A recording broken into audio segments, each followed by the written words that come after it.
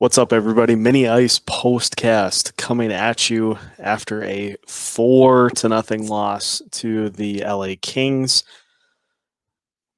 Really, not a whole lot to discuss from this game. I mean, this team looked like a team that had not played in 2 weeks, just rusty, still with a shorthanded roster. So honestly, the biggest takeaway I think from this game was just that it was nice to see the Wild back on the ice, albeit on the wrong end of this kind of a game.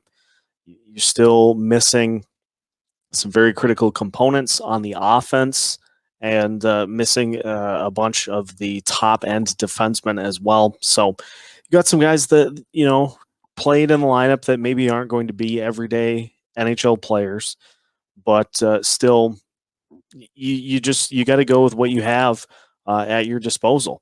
And Jonathan Quick was fantastic for the Kings tonight. He had a couple of lucky bounces. The puck that hit his jersey and stopped, as opposed to just continuing on into the net. So that was an unfortunate bounce. And the Wild were just, it seemed like just a bounce away early from kind of pulling this back in their favor in that second period. Played really well despite giving up the one goal, and then in the third, tired legs and just ran out of gas. So this is not a game I don't think we need to really particularly overreact to or react to even at all, because team's back on the ice and they'll get a few more players off the COVID list to complete this road trip. And at that point, then we can start to get a little better picture as to kind of how the rest of the season is going to go. We did see Mats Zuccarello come back. He had maybe the best scoring opportunity of the night for the Wild, but a great save by Jonathan Quick prevented him from cashing in on that opportunity. So it'll be interesting to see just how much of an effect Zuccarello being back has for this team. We also saw the debut of Calen Addison. He had some really, really nice defensive plays, especially in the third period. But, offensively, just a lot to try to get to gel tonight for this team. We saw Dean Evison go back to the regular third line just to try to, have something that can anchor all of these moving parts together. Jonathan Quick got the best of everybody, as I've said several times already. So, it's a game that they did the best they could, and with their full disposal at their with their full roster at their disposal, I think it would have been a different result.